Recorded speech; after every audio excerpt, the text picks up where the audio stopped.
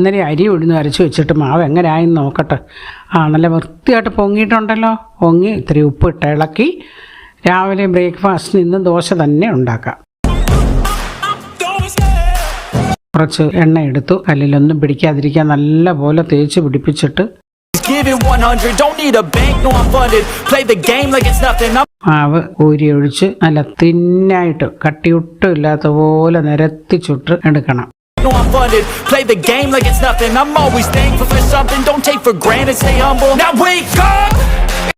ഒരു വശം വെന്തു കട്ടിയില്ലാത്തോണ്ട് പെട്ടെന്ന് അങ്ങ് ആവുമല്ലോ. അപ്പോൾ ഇളക്കി മറിച്ചിട്ടു.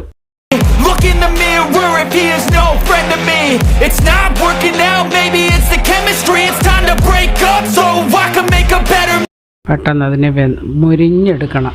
മുരിഞ്ഞെടുക്കുന്ന ദോശ നല്ല ടേസ്റ്റാണ് കഴിക്കാൻ. അങ്ങനെ ദോശ ഇട്ട് വെച്ചു. അപ്പോൾ ചിലർക്കാണെങ്കിൽ കനമില്ലാത്ത ദോശ വേണമെങ്കിൽ ചിലർക്ക് തട്ടുദോശയാണ് ഇഷ്ടം. തട്ടുദോശയും ചമ്മന്തിയും കഴിക്കാൻ ചിലർക്ക് ഭയങ്കര താല്പര്യം. അപ്പോൾ രണ്ടും ചുടേണ്ടി വരുന്നു. അപ്പം ഞാൻ കുറച്ച് നിരത്തി ചുടുകയും ചെയ്തു. കുറച്ച് ഞാൻ കട്ടിയായിട്ട് തട്ടുദോശയും ചുട്ടു. അങ്ങനെ ഇനി ചമ്മന്തി ഉണ്ടാക്കണം. അപ്പോൾ ഉഴുന്നുപൊടിയുടെ ചമ്മന്തി ഇത്തിരി ഇരിപ്പുണ്ടായിരുന്നു. അത് ഇത്തിരി എണ്ണ എടുത്തു, അതൊഴിച്ച് അതൊന്ന് കലക്കി വെച്ചു. അതെപ്പോഴും സ്റ്റോക്ക് ഉണ്ടല്ലോ. അപ്പോൾ എത്ര പെട്ടെന്ന് ഒരാവശ്യം വന്നാലും നമുക്കത് ഉണ്ടാക്കാം. പിന്നെ തേങ്ങ അരച്ച് തേങ്ങ ചമ്മന്തി ഉണ്ടാക്കി. അതും പിന്നെ ഇന്നലത്തെ ഇത്തിരി സാമ്പാർ മിച്ചം ഉണ്ടായിരുന്നു, അതെടുത്ത് ചൂടാക്കി.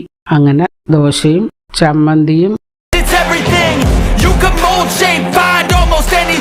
ഉഴുന്നുപൊടി ചമ്മന്തി സാമ്പാറും എല്ലാം ആയിട്ട് തയ്യാറാക്കി വെച്ചു. ഇനി ഇത് അങ്ങോട്ട്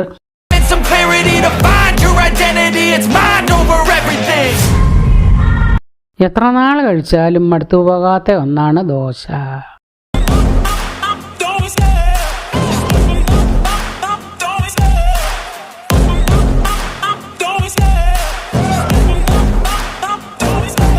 Love the chase and the hunt, and I set the pace when I'm running. I always take what I want and I always give it 100. Don't need a bank, no I'm funded. Play the game like it's nothing. I'm always thankful for something. Don't take for granted, stay humble. Now wake up, it's time to look at the enemy.